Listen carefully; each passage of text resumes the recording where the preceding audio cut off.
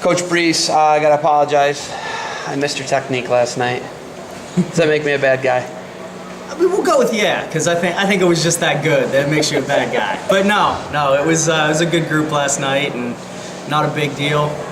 Actually funny, a lot of the coaches are showing similar stuff today, so I should show you recovering on your shot might be kind of important in college. Three college coaches show it now. If a guy wrestles you hard, then that's what's going to happen. You're going to have to recover when a guy does something. Yeah. When he zigs instead of zags. Exactly. Looking at this combine though, for you guys to be able to Buena Vista, for you guys to be able to come in here, see 60 guys, 50 guys. I think they got around 50 guys. Yep. For you to be able to see that amount of guys, okay, show them some technique, and then kind of see how they operate in the practice arena as opposed to going and watching them at a tournament. Yep. How valuable is this for you guys? It's awesome. We don't get this opportunity very often with things like this, and even we're on the Fargo staff. Even when you're on the Fargo staff, you're really training for Fargo. You don't really get to take a step back and look at it as a recruiter. You're looking at it as how can I get this guy on the podium at Fargo. So there's rare opportunities to really get to do this, see guys scrap, see them get beat down a little bit, see if they're coachable, see if they actually can take direction, or if they're like, I do it this way, and that may not be a great fit in college. Coachability is big. Looking at it, you are from the hotbed of wrestling. I'm an Ohio guy, and I can say that Western PA, where you're from, is the best wrestling. The whip heel, it's pretty incredible, actually. Yep. The depth. I know that you're going to have your Willie Sailors with this Lehigh Valley nonsense, but you guys are pretty good. I mean, it's obviously that is where high school wrestling is best. No question about it. Coming to Iowa, they've in the past they had a couple decades where they were the college teams, not just a team, but they had some of the best high school wrestlers. What's it like, coming from the best high school state, coming here and then having to recruit a lot of Iowa guys, and Minnesota guys, South Dakota guys, so all the bordering states. What's that like for you to see the level of high school wrestling in Iowa? I think it's really not as different as you would think. I mean, I will go to my deathbed saying that PA high school wrestling is probably the best. But guys know a lot more now. We have things like Flow. We have these combines. Guys know a lot more. The level of high school wrestling is coming up all the way across the board. And so, you got to find the guys in Iowa that they know how to do the college thing right out here. So you find guys that maybe aren't quite at the Iowa level, and they can win really big for you at D3. I mean, if you look at the history of Division III wrestling, the best college wrestling is in Iowa, in D3. We're not going to talk about the Orange School too much right now, but before the Orange School went on their run, Coach Baxter at BV had this incredible run. And we got walls full of All-Americans and national champs. And so I'm coming to a place that's got great history. They did it with Iowa guys. Why shouldn't I do it with Iowa, Minnesota, Nebraska, South Dakota? Love my PA guys, but I'm good with the guys I got right here in the Midwest. You can win big with them. Looking at having a tradition, it makes it easier to sell the program to somebody. Obviously, you can come here and win a national title. We've got look at that wall over there. Yep. Right. You can point to as many guys, double-digit amounts of guys who've gotten it done. And like you're saying, you're fighting Wartburg, you're fighting Augsburg. They're pretty good. There's no question about it. I mean, when we're talking about double-digit amount of national titles, it's hard to compete with. But how do you guys compete, and how easy is it for you guys to sell the program?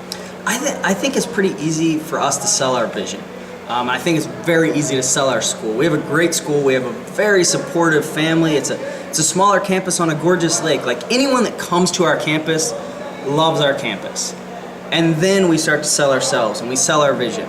And right now, the truth is, we're not winning a national title in 2017, 2018 probably. But it doesn't have to take another decade for us to be really good. Come in, believe in what we're doing. We're going to make guys better, and it's going to be a dogfight. Our conference is freaking tough. It's a really good conference. Yeah. So guess what? You're wrestling in the Big Ten of Division III. Come embrace that, and come embrace it at a place where you're going to have an opportunity right away instead of junior, senior year at maybe some other places. You can come in and make a big difference right away at BV. Guys are buying into that. We've had Conference Freshman of the Year the last 2 years. Like, things are moving in the right direction for us. The battle that I was talking to Loris, coach, about, that I think you guys got to fight a lot, and you can correct me if I'm wrong, but I think that guys are, I'll go walk on at Iowa or Iowa State, whereas they can come to BV and be Conference Freshman of the Year, D3 All-American. Do you guys fight that battle a lot? Yeah, I think we do, and I really think it's an education process where you don't grow up saying, I'm going to go wrestle at a Division III school. Very few kids do that. You look at the list of the kids here at the Combine. They're all listed Division Ones. Whether they were ever a state qualifier or not, they're going to all list Division Ones. That's everyone's dream. So you have to really explain what the dream and what the opportunities and advantages are at D3. Some guys buy into that right away, and they have very successful Division III careers, and there's lists of guys that you can show, like, all right, well, this guy went D1, then he transferred, and then he was a 3-time national champ in D3. You could be a 4-timer if you just come here as a freshman. You know, I mean, there's lists like that. There's all kinds of things that you just really got to present the option. And the best answer I've ever heard to it was a kid just looked at me and goes, "Coach, I just got to know." Can't argue with that. He needs to know if he can wrestle at that level. But you build a great relationship with him. If it doesn't work out for him, maybe he comes back to you someday. But I understand that you want to know. We want guys that are wired to want to wrestle at the highest level. That's how we're going to win in D3.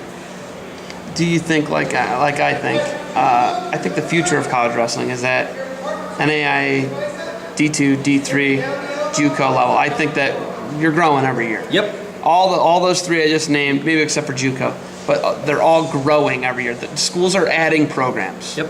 Especially in the places where it's enrollment driven and you have a large roster. But I think the future of it is at those levels. Absolutely. D1's cutting. Yep. I mean, they've lost, since I was in college, you've lost 10 programs. Yep.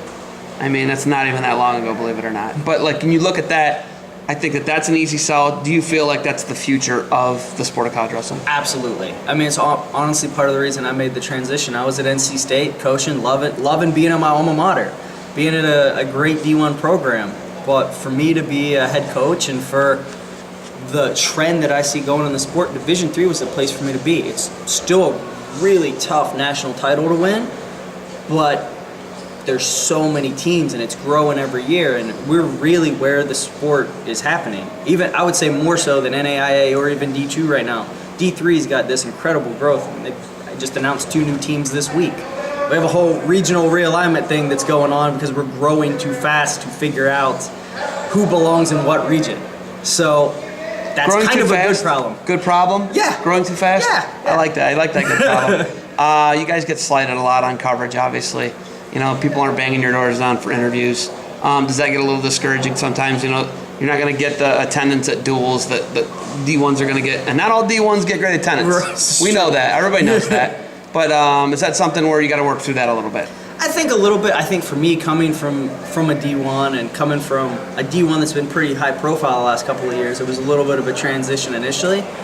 But the reality is, you know, it doesn't matter if we get a lot of coverage or not. We're trying to make kids great in our room. They'll earn their own coverage along the way. And it's really, if your main goal is to get interviewed along the way, you're probably not going to be super, super successful. If your goal is to get great at your sport, get a great education, and really improve as a person along the way, we don't need a camera to show up to do that. It's just nice when one does, and you get the spotlight, like, hey, this kid is doing the same stuff that somebody at a Division I level's doing, and he's doing it because he loves it, not because someone's cutting him a paycheck every month. All right. We got some kids scrapping in there. You got anything else for me? No, appreciate it. Hey, it's always good to go around the country, meet guys. Sorry I missed you at Legends of Gold this summer. Hey, you'll catch me up there again. I'm around. I'll be back there this spring and summer. So thanks for the time. Good luck to you guys. Thank you.